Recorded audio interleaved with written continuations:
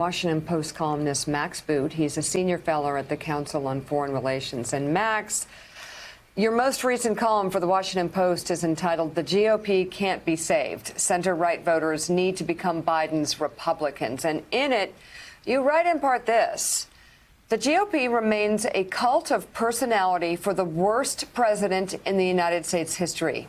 It has become a bastion of irrationality, conspiracy mongering, racism, nativism, and anti-scientific prejudices.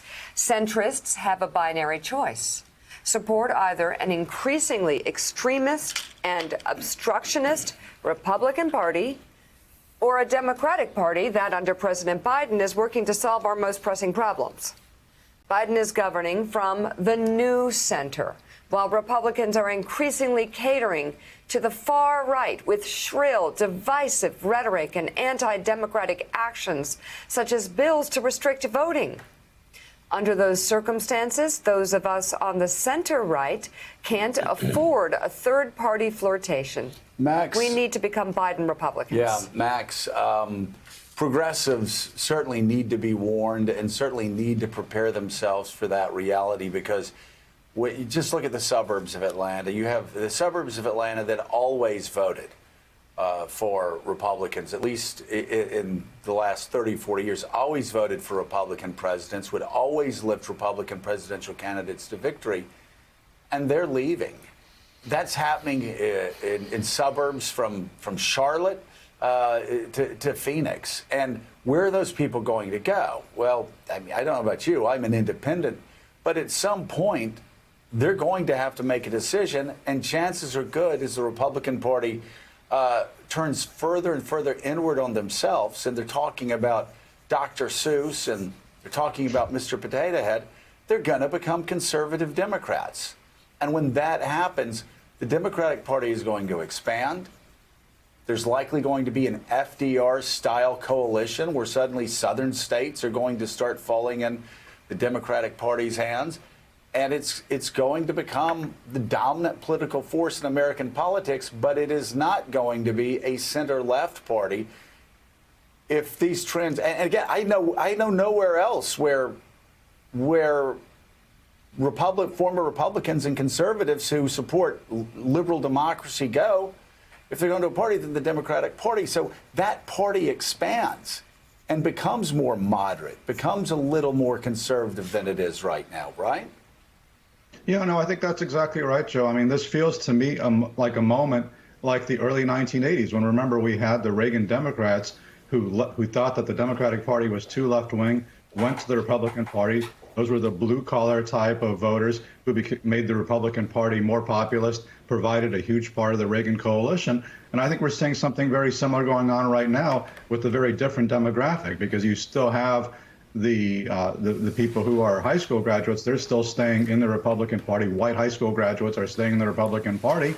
But you're seeing increasingly college graduates migrating towards the Democrats. Suburban voters, moderate voters are migrating towards the Democrats. And I think that Joe Biden has a historic opportunity to accelerate and cement that transformation of American politics. And I think he's doing a very good job right now, because even though he's not winning any Republican votes for his legislation so far, like his big economic stimulus bill, he is winning a lot of support in the country at large. And you're seeing 60 to 70% of Americans supporting him on his COVID fighting, on his economic plans. You're seeing huge support for his infrastructure bill, despite all the opposition and obstructionism from Republicans. And, while Biden is grappling with these major issues, he's trying to address these massive problems that we face, like the pandemic, like the economic meltdown.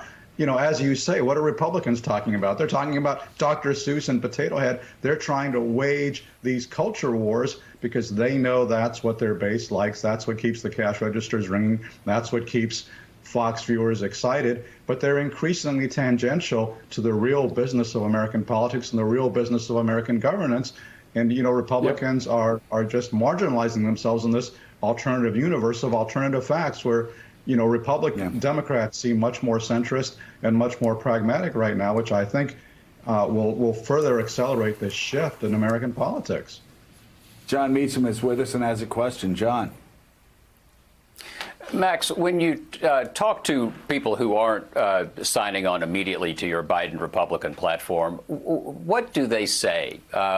What do conservative intellectuals, folks who've spent so much time, probably from Jeane Kirkpatrick forward, thinking about America's role in the world, thinking about how the Republican Party can be an engine for liberty, not only at home but abroad, do they see a post-Trump future?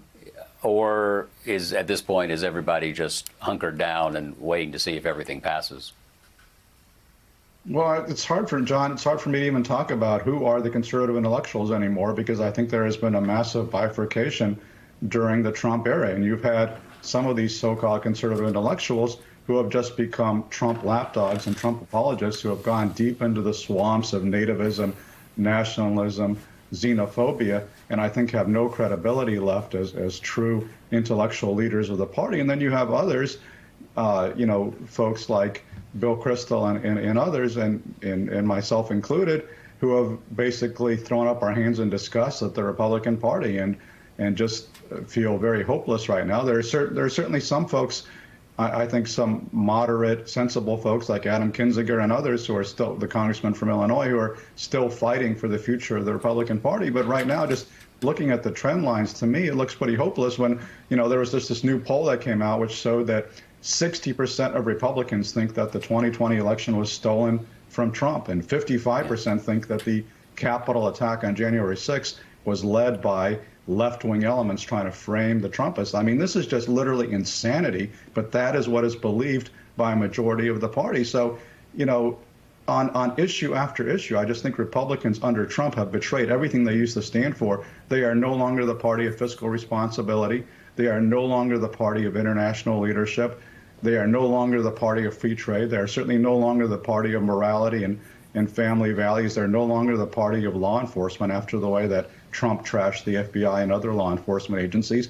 So, what does the Republican Party stand for anymore? It's become this populist, extremist organization that really caters to the craziest elements in American politics. Folks who show up at places like CPAC or watch Fox News and believe everything that they hear. That's not that's not a mainstream view, and it's also, I don't think there's a credible intellectual position that the Republican Party represents anymore.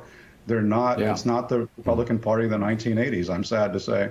Max, is this an era of performative grievance for the Republican Party? In other words, is this just one of these phases that a party goes through, and maybe people like you will come back home to a changed Republican Party 5 years from now, a decade from now? Or do you believe this is now set in cement, that this is what the Republican Party is in the era of Donald Trump? Well, nothing is forever, and obviously the Republican Party and the Democratic Party have been around for a long time. I mean, the Republicans have been around since the 1850s, and in those years they have stood for a lot of different things. I mean, there's huge, vast differences, between Teddy Roosevelt and Herbert Hoover and Ronald Reagan and Donald Trump. I mean, they have been led by many different people with many different views, and so I don't want to say that the Republican Party, 100 years from now is going to look like the Republican Party today, but certainly for the next few election cycles, for the foreseeable future, I just don't see anything different happening, because this just seems like a party that remains very much a cult of personality for Donald Trump, and Republicans don't seem to care. This guy is probably the worst president in U.S. history. He is responsible for hundreds of thousands of needless deaths. He's responsible for an attack on the U.S. Capitol, and yet 80% of Republicans continue to support Donald Trump. That, to me, is a picture of a party that can't be saved in the near future. That it's not a party that I think sensible center-right voters can possibly support anytime soon. Hey, thanks so much for watching our YouTube channel. You can follow up on today's top stories and breaking news, or catch up on your favorite MSNBC shows all in one place. Download the NBC News app today.